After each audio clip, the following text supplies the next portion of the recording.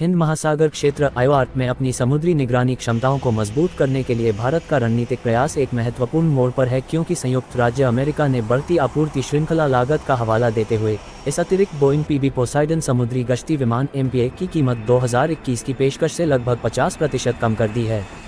Washington द्वारा मूल्य निर्धारण में बहुत कम लचीलापन दिखाने के कारण नई दिल्ली के सामने एक कठिन निर्णय है। 6 विमानों के लिए लगभग $3.6 बिलियन की बढ़ी हुई कीमत चुकाएं या बजटीय बाधाओं को प्रबंधित करने के लिए इसे घटाकर 5 कर दें।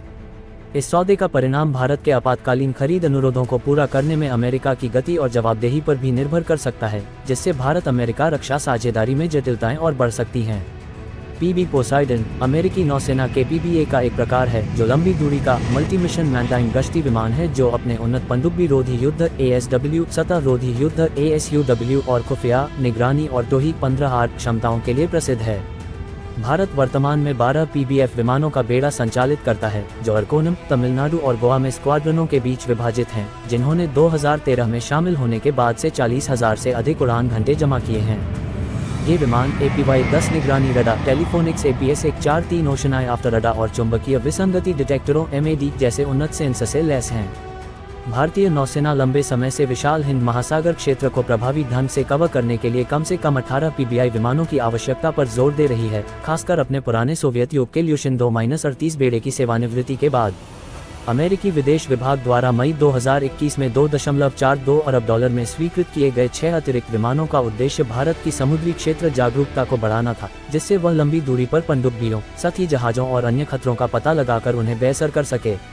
पिन शस्त्रागार, जिसमें AGM-844 ओपन ब्लॉक 2 मिसाइलें और MK-54 हल्के टॉर्पीडो शामिल हैं, क्षेत्रीय सुरक्षा गतिशीलता में एक दुर्जेय संपत्ति के रूप में इसकी भूमिका को और मजबूत करता है। आपूर्ति श्रृंखला में व्यवधान और बढ़ती उत्पादन लागत के कारण अमेरिका में कीमतों में वृद्धि ने 6 P-81 विमानों की अनुमानित लागत को लगभग $3.6 अरब तक पहुंचा दिया है, जो 2021 की पेशकश से 50% अधिक है। पुट्स ऑन एक्स ने बढ़ी हुई लागतों को लेकर भारत की हताशा को उजागर किया है। कुछ विश्लेषकों का सुझाव है कि सौदे की वित्तीय बाधाएं नई दिल्ली को बजटीय सीमाओं के भीतर रहने के लिए केवल 5 विमान खरीदने पर विचार करने के लिए मजबूर कर सकती हैं।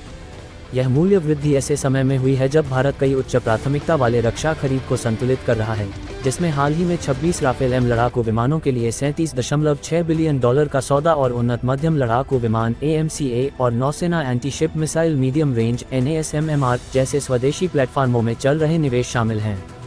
भारतीय रक्षा मंत्रालय MOD ने पहले लागत संबंधी चिंताओं और आत्मनिर्भर भारत पहल के तहत स्वदेशी रक्षा विनिर्माण को प्राथमिकता देने की आवश्यकता के कारण सौदे को रोक दिया था।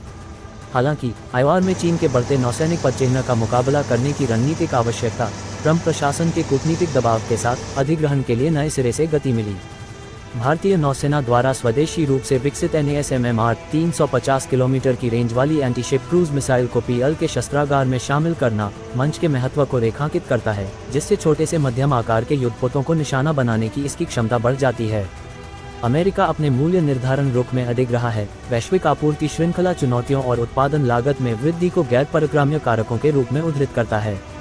इस कठोरता ने भारत को अपने विकल्पों को सावधानी से तौलने के लिए प्रेरित किया है। सूत्रों ने संकेत दिया है कि नई दिल्ली P-81 सौदे को भारत के आपातकालीन खरीद अनुरोधों के प्रति अमेरिका की प्रतिक्रियाशीलता से जोड़ सकता है। हाल के ऑपरेशन, जैसे कि 7 मई 2025 को ऑपरेशन सिंदूर, जिसने एक्सकैलिबर जैसे सटीक निर्देशित गोला बारूद पर भारत की निर्भरता को प्रदर्शित किया, ने महत्वपूर्ण रक्षा आपूर्तियों तक त्वरित पहुंच की आवश्यकता पर प्रकाश डाला है। अतिरिक्त एक्सकैलिबर राउंड और अन्य उपकरणों के लिए भारत के तत्काल अनुरोध बातचीत में सौदेबाजी की चिप के रूप में काम कर सकते हैं। नई दिल्ली फुलाए हुए पाल लागतों को उचित ठहराने के लिए समय पर डिलीवरी का आश्वासन मान रही है। द्विपक्षीय रक्षा संबंधों को मजबूत करने और हिंद प्रशांत क्षेत्र में चीन के प्रभाव का मुकाबला करने की अपनी व्यापक रणनीति के तहत ट्रंप प्रशासन द्वारा अमेरिकी हथियारों की खरीद बढ़ाने पर जोर देने से भारत पर इस समझौते को अंतिम रूप देने का दबाव बढ़ गया है। प्रधानमंत्री नरेंद्र मोदी और राष्ट्रपति डोनाल्ड ट्रंप के बीच जनवरी 2025 में हुई बातचीत के बाद जारी एक संयुक्त बयान में अमेरिका भारत प्रमुख रक्षा साझेदारी के लिए 10 वर्षीय रूपरेखा के साथ साथ इस समझौते को अंतिम रूप देने की दिशा में प्रगति पर जोर दिया गया। हालांकि ट्रंप प्रशासन की अमेरिका फर्स्ट नीतियों से जुड़ी अनिश्चितताओं, जिनमें प्रौद्योगिकी हस्तांतरण पर संभावित प्रतिबंध भी शामिल हैं, ने अमेरिकी रक्षा आपूर्ति की दीर्घकालिक विश्वसनीयता को लेकर चिंताएं बढ़ा दी हैं।